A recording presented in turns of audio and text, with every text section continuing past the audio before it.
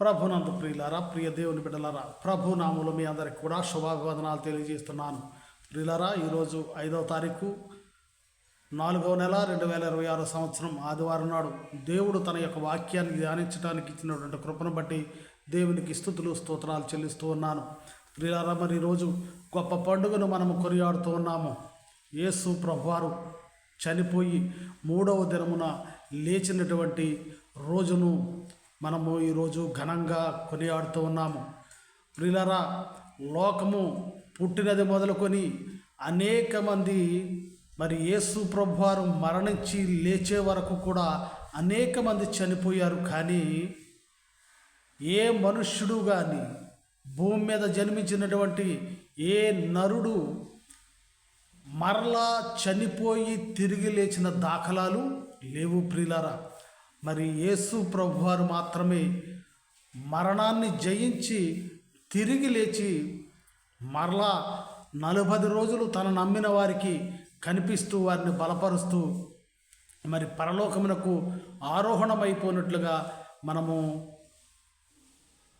చూస్తూ ఉన్నాం. ప్రియులారా, మరి ఈరోజు ఆ పండుగను మనం అందరం కూడా స్మరించుకుంటున్నాము, కొనియాడుతూ ఉన్నాము.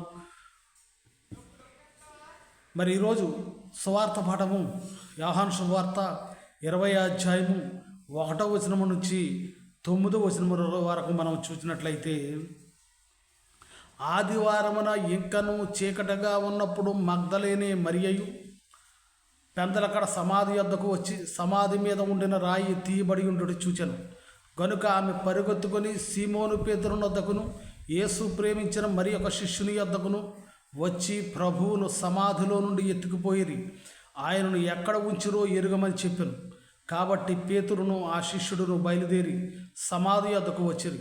వారిద్దరును కూడి పరిగెత్తుచుండగా శిష్యుడు పేతురు కంటే త్వరగా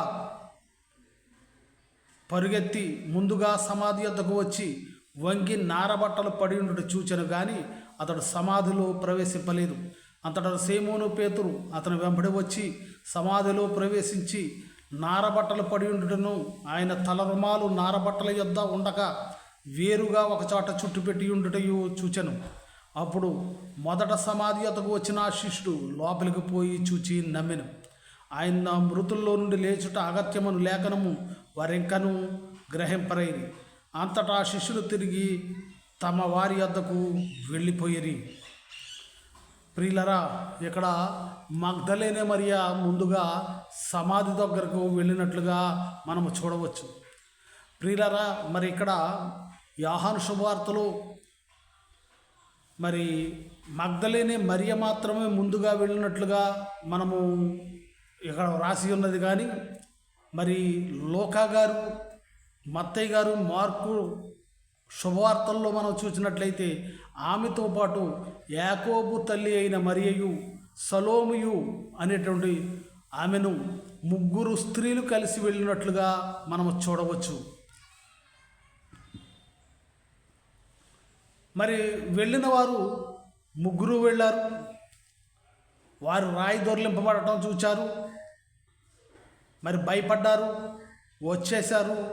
వచ్చి పేతురు యోహాను శిష్యులకు చెప్పారు. ప్రియులారా, వారు వెళ్ళారు. వెళ్ళి చూసినప్పుడు వారికి ఏమీ కనిపించలేదు. ప్రియులారా, సమాధి, ఖాళీ సమాధిని వారు చూచి ఉన్నారు. ఆ 5గురు ముందుగా సమాధిని చూచినట్లుగా మనం చూడవచ్చు. క్రింది వచనాల్లో చూసినట్లయితే వారందరూ వెళ్ళిపోయారు. ఇది మరి ఏమయ్యిందో ఏంటో అనే మరి అనుమానముతో వారు వెళ్ళిపోయారు. కానీ యేసు ప్రభు వారు లేచారు అనేటువంటి విశ్వాసము వారిలో లేదు ప్రియులారా. అందుకనే 9వ వచనంలో ఆయన మృతుల్లో నుంచి లేచుట అగత్యమను లేఖనము వారెంకను గ్రహింపరైరి అని చెప్పబడుతూ ఉంది. ప్రియులారా, యేసు ప్రభు వారు లేచారు అని వారు నమ్మలేకపోతూ ఉన్నారు. కానీ మొదటి నుంచి యేసు ప్రభువారు చెబుతూనే ఉన్నారు.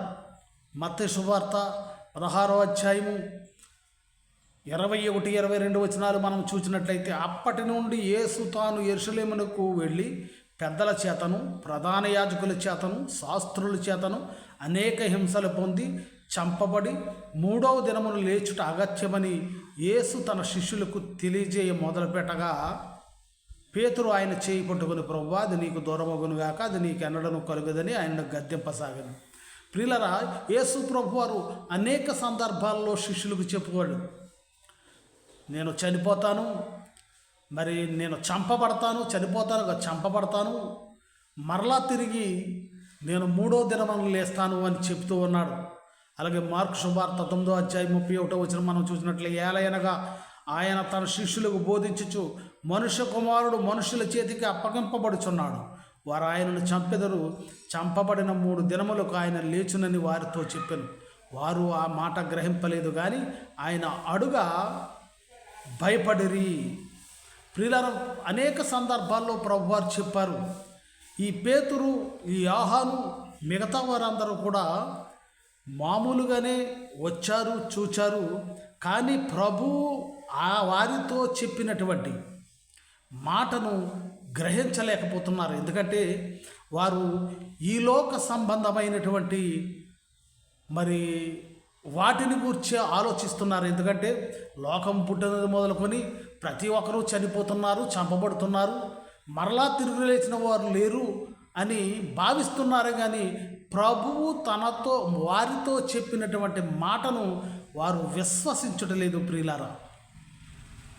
మరి అందుకనే ప్రభువారు చెప్తారు, సామెతల గ్రంథము 8వ అధ్యాయంలో దేవుడు చెబుతున్నాడు, 17వ వచనం, నన్ను ప్రేమించు వారిని నేను ప్రేమించుచున్నాను, నన్ను జాగ్రత్తగా వెతకువారు నన్ను కనుగొందురు అని చెప్పబడుతూ ఉంది ప్రియులారా.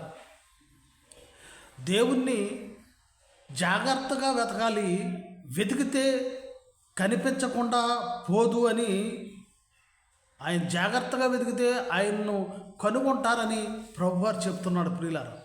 మరి వీరు వచ్చారు, సమాధి వద్దకు ముందుగా వచ్చిన వారు 5, 3 స్త్రీలు, 2 యోహాను, పేతురు గారు వచ్చారు. కానీ వారి ఎవరికీ కూడా కనిపించలేదు ప్రియులారా. జాగ్రత్తగా వెతికినటువంటి ఆమె, ఎందుకంటే ఎక్కడ వరకు వెళ్ళిపోయారు, కానీ మగ్దలేనే మరియ మాత్రము అక్కడ కూర్చుండే ఏడుస్తూ ఉన్నట్లుగా మనము క్రింది వచనాల్లో చూడవచ్చు ప్రియులారా. యోహాను శుభవార్త 20వ అధ్యాయము 11వ వచనము, అయితే మరియ సమాధి బయట నిలిచి ఏడ్చుచుండెను. ఆమె ఏడ్చుచు సమాధిలోనికి వంగి చూడగా, తెల్లని వస్త్రములు ధరించిన 2 దేవదూతలు యేసు దేహము ఉంచబడిన స్థలములో తలవైపునను ఒకడును, కాళ్ళ వైపున ఒకడును కూర్చుంటూ చూచాను.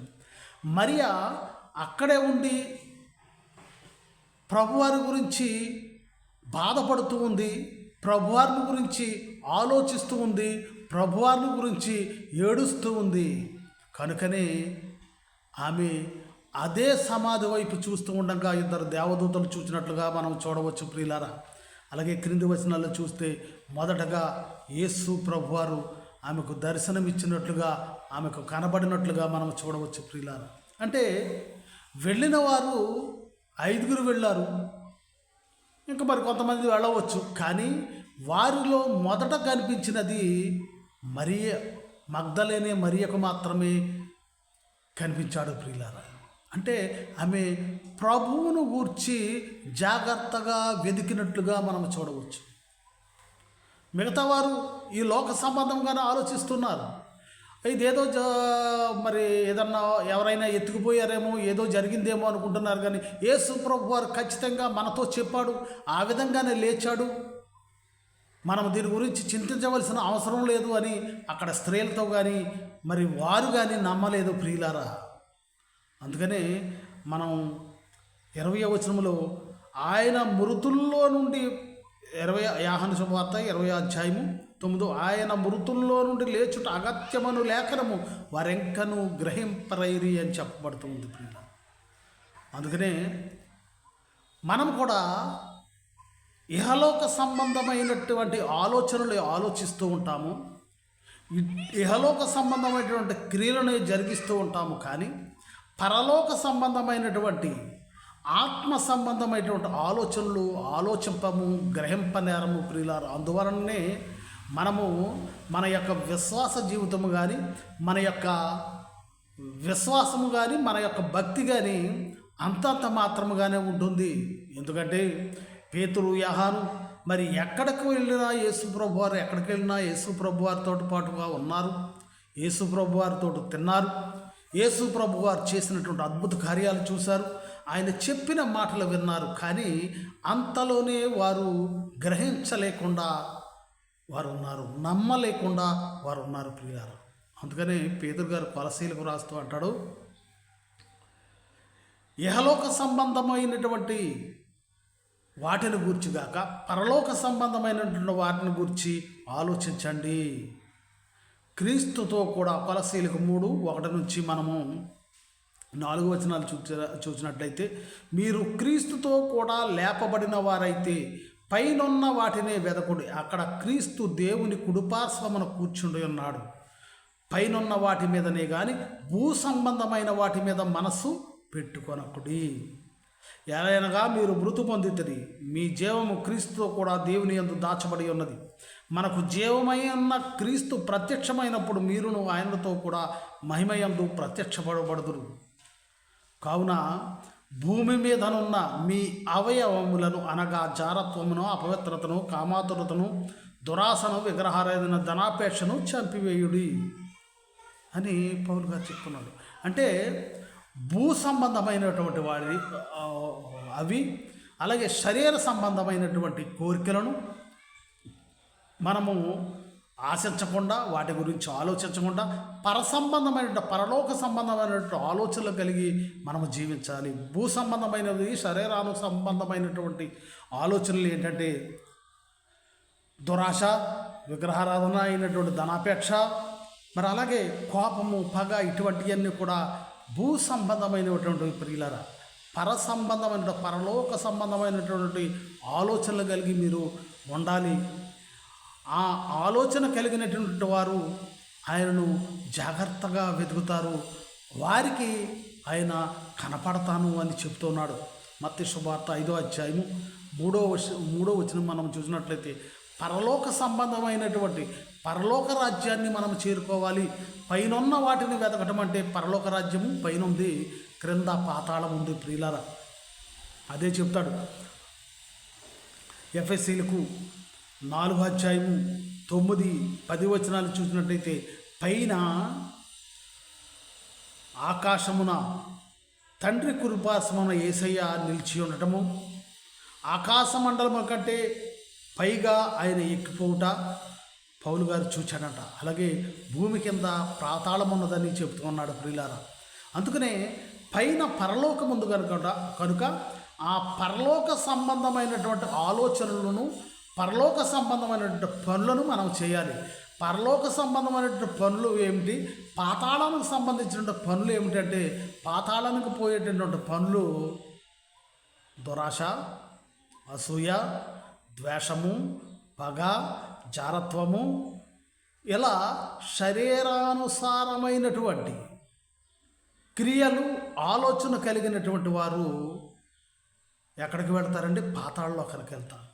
అందుకనే పాతాళము క్రింద ఉంది. అందుకని క్రింద వాటి గురించి భూమి మీద కానీ, భూమి మీద ఉన్నటువంటి వాటిని గురించి కానీ మనము శరీర సంబంధమైనటువంటి క్రియలను గురించి, శరీరాశలను కానీ మనము త్యజించాలి, వాటిని విడిచిపెట్టాలి. మరి పైన ఉన్నటువంటి వాటిని గురించి మీరు ఆలోచించండి. మరి పైన ఉన్నటువంటి వాటిని వెతకండి అని అంటే, పైన పరలోక రాజ్యం ఉంది కనుక దానిని వెతికే ప్రయత్నము, దానికి సంబంధించినటువంటి క్రియలు మనం చేసేవారిగా ఉండాలి. అప్పుడే ప్రభువు ఈరోజు తిరిగి లేచి దేవుని కుడిపార్శ్వన కూర్చున్నటువంటి ప్రభువును మనము చేరుకోగలం ప్రియులారా. ఆ విషయాలు, ఆ ప్రభువుని చేరుకోవాలి అని అంటే, పరలోక రాజ్యం మనం పొందుకోవాలంటే ఏం చేయాలంటే, మత్తయి శుభవార్త 5వ అధ్యాయం 3వ వచనములో, ఆత్మ విషయమై దీనులైన వారు ధన్యులు, పరలోక రాజ్యము వారిది. అంటే తగ్గింపు మనస్తత్వము కలిగినటువంటి వారు, హెచ్చింపు మనస్తత్వం లేకుండా తగ్గింపు మనస్తత్వం కలిగినటువంటి వారు పరలోక రాజ్యము చేరతారని చెప్తున్నాడు. దుఃఖపడేటువంటి వారు ధన్యులు అని చెప్తున్నాడు. అలాగే మనము 10వ వచనం చూసినట్టయితే నీతి నిమిత్తము హింసింపబడువారు ధన్యులు పరలోక రాజ్యము వారిది అని చెప్తున్నారు.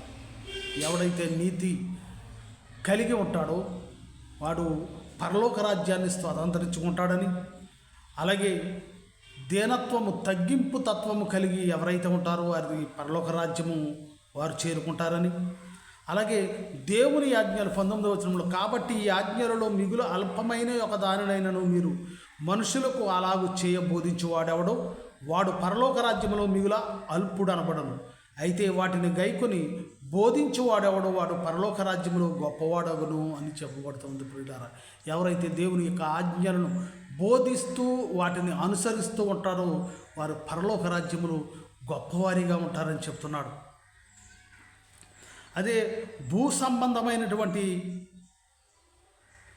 అలాగే ఇహలోక మాలిన్యాన్ని మనము వదిలిపెట్టాలని యాకోబు చెప్తున్నాడు. యాకోబు పత్రిక 1వ అధ్యాయము 27వ వచనం మనం చూసినట్లయితే తండ్రి అయిన దేవుని ఎదుట పవిత్రమును నిష్కళంకమునైన భక్తి ఏదనగా దిక్కులేని పిల్లలను విధవరాలను వారి ఇబ్బందుల్లో పరామర్శించుటయు ఇహలోక మాలిన్యము తన కంటకుండా తను కాపాడుకున్నది. అంటే ఈ లోక మాలిన్యము, ఈ లోకానికి సంబంధించినటువంటి క్రియలు, ఈ శరీరానికి సంబంధించినటువంటి క్రియలను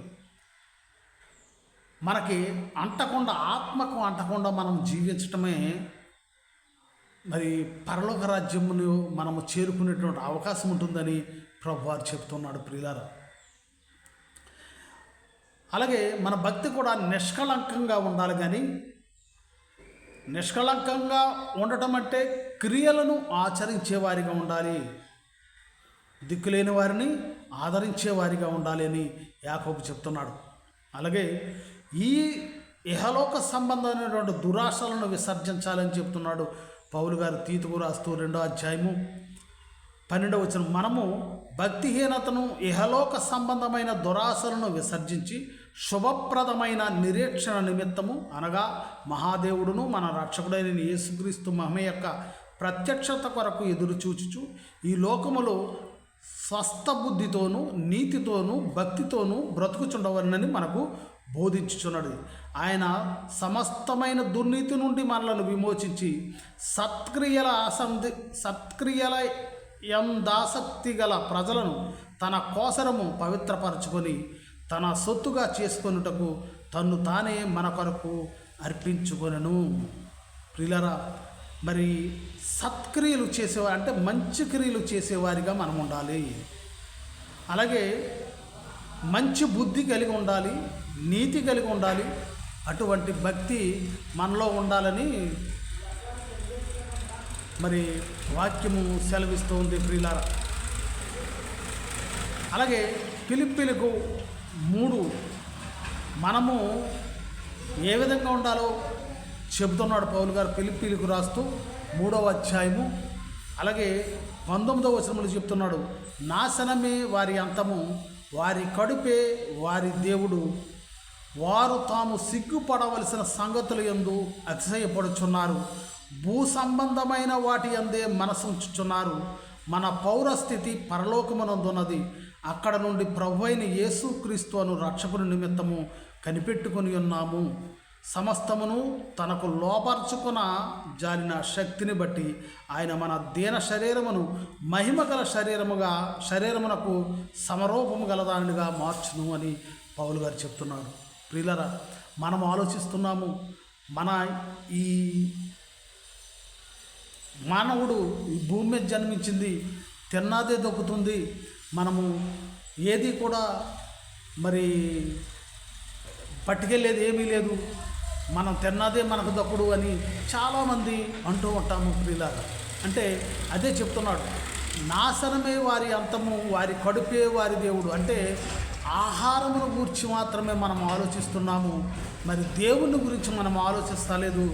ఈ ఆహారము శరీరము కొరకే, కానీ ఈ శరీరము కొన్ని రోజులకు శిథిలమైపోతుంది కనుక ఈ పోయేటటువంటి శరీరమును గురించే మనం ఆలోచిస్తున్నాము. అదే దేవుడని మనం తలస్తూ ఉన్నాము ఈ శరీరాన్ని. మరి అది కాదు, మన పౌరస్థితి పరలోకములో ఉందని పౌలు గారు చెప్తున్నాడు ప్రియులారా. అది మనము గుర్తుంచుకోవాలి. ఈ శరీరము మహిమలు గల శరీరముగా మారబోతుంది ఒక రోజున. ఈ శరీరము మట్టిలో కలిసిపోయేటటువంటి శరీరము. ఈ మట్టిలో కలిసిపోయేటటువంటి శరీరమును గురించి నీవు మరి అనేకమైనటువంటి పనులను చేస్తూ ఉన్నాము, అనేకమైనటువంటి క్రియలను చేస్తూ ఉన్నావు, అనేకమైనటువంటి ఆలోచనలు ఆలోచిస్తున్నాము ఈ శరీరం గురించి. కానీ దేవుని గురించి ఆలోచించేవారిగా, పరలోకమును గురించి ఆలోచించేవారిగా ఉండాలని పౌలు గారు చెప్తున్నాడు ప్రియులారా. మార్కు సువార్త 10వ అధ్యాయం 30వ వచనంలో, ఇప్పుడు ఇహమందు హింసలతో పాటు నూరంతలుగా ఇండ్లను, అన్నదమ్ములను, అక్క చెల్లెండ్రులను, తల్లులను, పిల్లలను, భూములను రాబోవు లోకమందు నిత్యజీవమును పొందుదరని మీతో నిశ్చయముగా చెప్తున్నాను. ఈ లోకములో ఎవరైతే దేవుని నిమిత్తము హింసలు పడతారో, ఎవరైతే దేవుని నిమిత్తము బాధలు పడతారో, విశ్వాస జీవితములో ఎవరైతే ఆ విశ్వాసమును తొలగిపోకుండా, యేసు ప్రభు వారిలో నుండి తొలగిపోకుండా, యేసు ప్రభు బోధించినటువంటి మార్గాల నుండి వైదొలగకుండా, శ్రమ అయినా, బాధ అయినా, హింస అయినా, మరి ఏదైనా కానీ మీరు భరిస్తూ అందు నిమిత్తము, దేవుని నిమిత్తము తల్లిదండ్రులను కానీ, అక్కజనులను కానీ, బంధుమిత్రులను కానీ ఎవరినైనా నీవు వదిలివేసుకునేటటువంటి స్థితి నీలో ఉన్నట్టయితే పరలోకములో నీకు అంతకన్నా ఎక్కువ రెట్లు దేవుడు నీకు బహుమానాన్ని ఇవ్వబోతున్నాడని దేవుడు చెప్తున్నాడు ప్రియులారా. అయితే మనము ఈ లోకమును గూర్చి, ఈ లోకములో జరిగే దానిని గురించే మనం ఆలోచిస్తుంటాం. పేతురు శిష్యుడు కూడా ఆ విధంగానే ఆలోచిస్తున్నారు.